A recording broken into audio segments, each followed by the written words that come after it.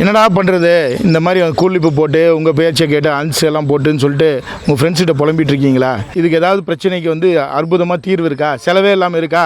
இருக்கவே இருக்குங்க. நம்ம ஊரை சுற்றி எல்லாமே நிறைய மூலிகைகள் வந்து இருக்குது. இந்த மூலிகைகளை வந்து பயன்படுத்தினாவே இந்த பல் சொத்தை, இந்த ஹன்ஸு, பான்பராகு, குட்கா, சிகரெட் ஸ்மோக்கிங்னால் ஏற்படக்கூடிய பிரச்சனைகள் இது எல்லாமே வந்து சரி செய்ய முடியும். ரத்தம் கெட்டு போச்சா, நுரையீரல் வந்து ப்ராப்ளம் ஆயிருக்கா, இரும்பல் வந்துக்கிட்டே இருக்கா, அதே மாதிரி குடிச்சு உங்களோட கிட்னியுமே வந்து பாதிப்படைஞ்சிருக்கா, லிவர் பாதிப்படைஞ்சிருக்கா இப்படின்னு சொல்லி இப்போ என்ன தெரியுங்களா?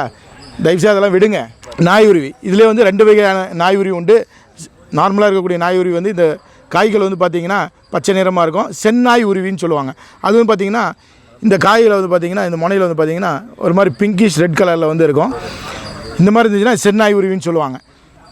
யாருக்கெல்லாம் வந்து பல் ஈரில் வந்து வலி வீக்கம் வந்து இருக்குது, பூச்சி இருக்குது அப்படின்னு சொல்லி சொல்கிறவங்களோ இந்த நாயுருவி வேறு வந்து எடுத்து பல் துளக்கிட்டு வந்தீங்க அப்படின்னா பூச்சிகள் வந்து போயிடும், ஈறுகள் வலுப்படும். இதே மாதிரி இந்த சாரை வந்து முழுங்கும் போது உங்கள் டைஜஷன் கம்ப்ளைண்ட் வந்து சரியாகும். இந்த நாயுருவி வந்து பொடியாகவும் கிடைக்குது.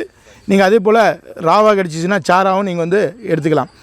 காலை மலை 2 வேளை 5 ml நீங்கள் வந்து தேனில் வந்து கலந்து வந்து எடுத்துக்கலாம்.